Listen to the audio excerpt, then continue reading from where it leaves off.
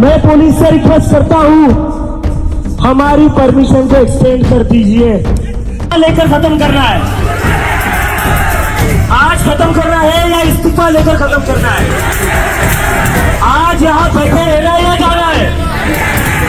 ताकि थाली बजाने से वाइब्रेशंस क्रिएट होती है और उस वाइब्रेशन से कोरोना नाम का वायरस खत्म होता है।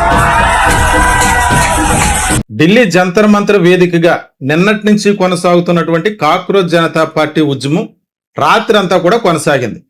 అంటే నిన్న సాయంకాలంతో అక్కడ ఇచ్చినటువంటి అనుమతి టైం ముగిసిపోతే వాళ్ళందరూ కూడా ఎవరి మట్టుకు వాళ్ళు వెళ్ళిపోతారు, మళ్ళీ దీన్ని వేరే రోజు ప్రోగ్రాం పోస్ట్ పోన్ చేసుకుంటారని అందరూ భావిస్తున్న తరుణంలో నిన్న సాయంకాలం అభిజిత్ దీప్కే సడన్ గా బాంబు పేల్చాడు. కేంద్ర విద్యాశాఖ మంత్రి ధర్మేంద్ర ప్రధాన్ రాజీనామా చేసి ఆ రాజీనామా పత్రాన్ని మా చేతిలో పెడితేనే ఈ ప్రాంగణాన్ని వదిలి వెళ్తాము, లేదంటే మేము ఇక్కడే కూర్చుంటాం అని చెప్పి సడన్ గా యూటర్న్ తీసుకుని బాంబు పేల్చడంతో ఒక్కసారిగా కంగు తిన్నారు అక్కడ ఉన్నటువంటి పోలీస్ అధికారులు కానీ బీజేపీ ప్రభుత్వం కానీ. అంటే టైం అయిపోతే అక్కడి నుంచి ఖాళీ చేసి వెళ్ళిపోవాలి కదా, కానీ వెళ్ళలేదు. మేము నైట్ అంతా ఇక్కడే కూర్చుంటా ఉన్నారు. రాత్రి అంతా కూడా తాళీ బజావో అని చెప్పించినటువంటి ప్రోగ్రాం ప్రకారం వాళ్ళు తీసుకొచ్చినటువంటి ఆ ప్లేట్లు స్పూన్లతో రాత్రి అంతా కూడా మోత మోగిస్తూనే ఉన్నారు ఆ జంతర్ మంతర్ ప్రాంతంలో.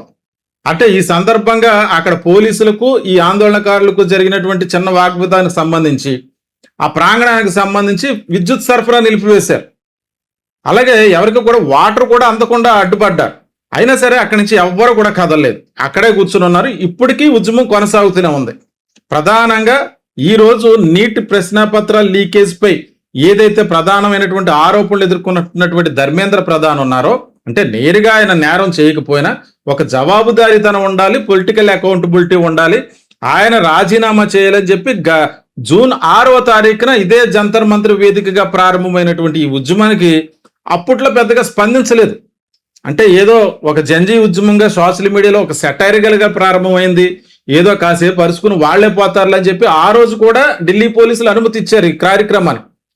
ఆ తర్వాత దీన్ని దశల వారీగా ఇతర నగరాలకు విస్తరింపజేశారు. చాలా ప్రీ ప్లాన్డ్ గా, అంటే ఒక పకడ్బందీగా రాజకీయ పరిణితి చెందిన రాజకీయ వ్యూహకర్తగా అభిజిత్ దీప్కే చేసినటువంటి ఒక ప్రణాళిక ఏదైతే ఉందో, అంటే ఈ పోరాటం సింపుల్ గా చేసి వదిలేస్తే అవతల వాళ్ళు స్పందించరన్నటువంటి ఆలోచన వచ్చినట్టుంది.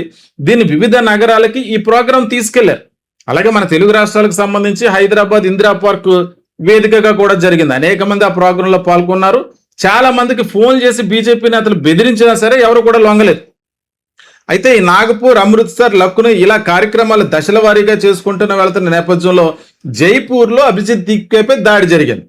దానికి భయపడన ఆగుతారనుకుంటే ఆ దాడి చేసిన వ్యక్తిని కూడా ఆ రోజు అతనిపై దాడి చేయొద్దు, తిరిగి కొట్టొద్దు అని చెప్పి అక్కడ ఉన్న వాళ్ళని ఆరోపించాడు. అక్కడ ఉన్న వాళ్ళని ఆగమని చెప్పి ఆజ్ఞాపించాడు. అతని మీద దాడి చేయకుండా అడ్డుకున్నాడు. అదే రోజు ప్రెస్ మీట్ రిలీజ్ చేశారు. మేము దేనికి భయపడేది లేదు, నహి డరేంగే, మేము భయపడేదే లేదు. ఏదైతే మేము అనుకున్నటువంటి టార్గెట్ ఉందో ధర్మేంద్ర ప్రధాన్ రాజీనామా చేసే వరకు కూడా మా ఉద్యమాన్ని మేము ముందుకు తీసుకువెళ్తాము, ఎట్టి పరిస్థితుల్లో దీన్ని ఆపేది లేదు. జూన్ 20వ తారీఖున భారీ ఎత్తున జంతర్ మంతర్ వద్ద మళ్ళీ మార్చ్ ఫస్ట్ చేస్తాము, అక్కడ ధర్నా చేస్తామని చెప్పి పిలిపించారు.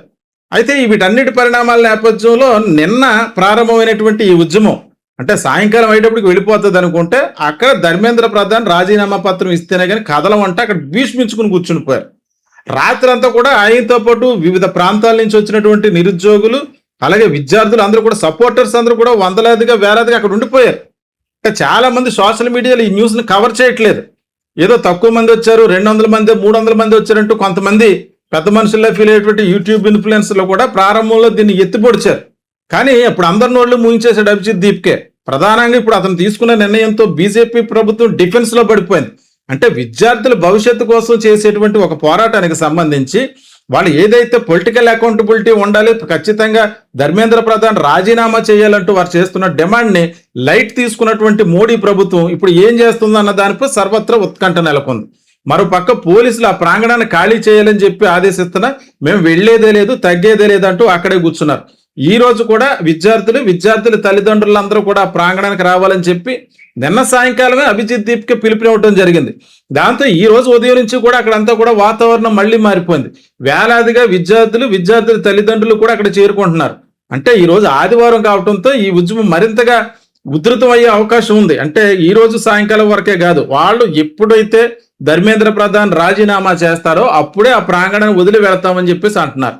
అంటే ఈ రోజు ఈ నీట్ ఎగ్జామ్స్ కి సంబంధించినటువంటి రీ ఎంట్రన్స్ ఎగ్జామ్ అవుతుంది ఈ రోజు. అయితే దీనికి సంబంధించి కూడా నిన్న కూడా పలు విమర్శలు వచ్చాయి. అంటే నేషనల్ టెస్టింగ్ ఏజెన్సీ యొక్క నిర్లక్ష్యం మళ్ళీ బయటపడింది. అంటే ఎవరైతే ఈ రోజు నీట్ రీ ఎంట్రన్స్ రాస్తున్నారో ఆ విద్యార్థులకు సంబంధించినటువంటి హాల్ టికెట్లలో ఒక నాగపూర్ విద్యార్థికి తీసుకుని వెళ్ళేమో అబుదాబిలో సెంటర్ ఇచ్చారు. అలాగే ఒక విద్యార్థికి సంబంధించి కొంతమంది విద్యార్థులకు సంబంధించి సాయంకాలం 4 గంటలకు ఎగ్జామ్ అన్నట్టుగా హాల్ టికెట్ లో ప్రింట్ అయింది. దీంతో బహు గందరగోళం నెలకొన్నది. మొత్తం అంతా కూడా మళ్ళీ గందరగోళం పరిస్థితి ఏర్పడింది. అంటే ఎంత ఉద్యమం చేస్తున్నా సరే ఇంకా నిర్లక్ష్యంతో వ్యవహరిస్తున్నారంటే ఈ సిస్టమ్ని ఏ రకంగా చూడాలి. మరొక పక్క మళ్ళీ రీ ఎంట్రన్స్ రాసి అంత ఓపిక మాకు లేదంటూ నిన్న మొన్నట్లో కూడా మరి కొంతమంది విద్యార్థులు సూసైడ్ చేసుకున్నారు.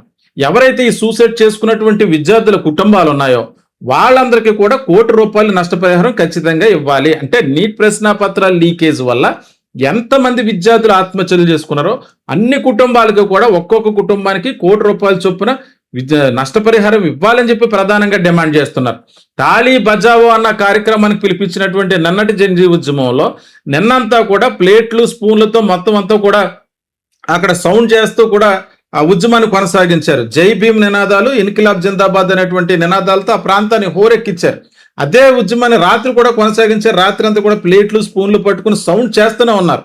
అంటే ప్రధానంగా అభిజిత్ దీప్కో మాట చెప్పారు, కరోనా సమయంలో మోదీ ప్లేట్లు గ్లాసులతో బయటకు వచ్చి సౌండ్ చేయండి, ఆ వైబ్రేషన్ కి కరోనా పోతుంది అన్నట్టుగా ఇచ్చినటువంటి స్టేట్మెంట్ ని దాని ఆదర్శంగానే తీసుకుని మేము ఈరోజు తాళీ బజావ్ అనేటువంటి కార్యక్రమం చేస్తున్నాం.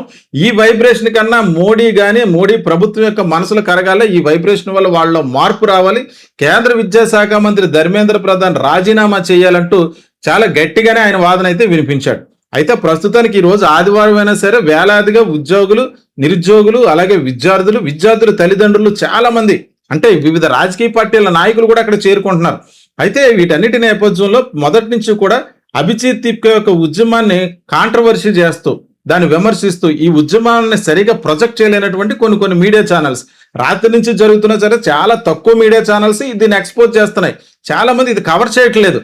అంటే ప్రభుత్వానికి ఏదైనా యాంటీగా చూపిస్తే భయపడిపోయే పరిస్థితుల్లో కొన్ని మీడియా సంస్థలు ఉన్నాయా, లేకపోతే ఈ ప్రభుత్వం యొక్క మతతత్వ విధానాన్ని కానీ, లేదంటే ఈ ఎలక్షన్స్ కి సంబంధించి జరుగుతున్నటువంటి అక్రమాలు కానీ, లేకపోతే విద్యార్థుల భవిష్యత్తుకు సంబంధించినటువంటి ఇటువంటి వ్యవస్థలో జరుగుతున్నటువంటి లోపాలు కానీ, అంటే నరేంద్ర మోడీ వికసిత్ భారత్ వికసిత్ శ్రేష్ఠ అంటూ ఆయన చేస్తున్నటువంటి స్లోగన్ ఏదైతే ఉందో వికసిత్ భారత్ వికసిత్ శ్రేష్ఠ అంటున్నాడు. అంటే 2047 కల్లా భారత్ వృద్ధిలోకి వస్తుందంటే ఒక విద్యార్థుల భవిష్యత్తు తీర్చిదిద్దలేనటువంటి వ్యవస్థలో ఏ వృద్ధిలోకి వస్తుందో ఆయనే సమాధానం చెప్పాలి.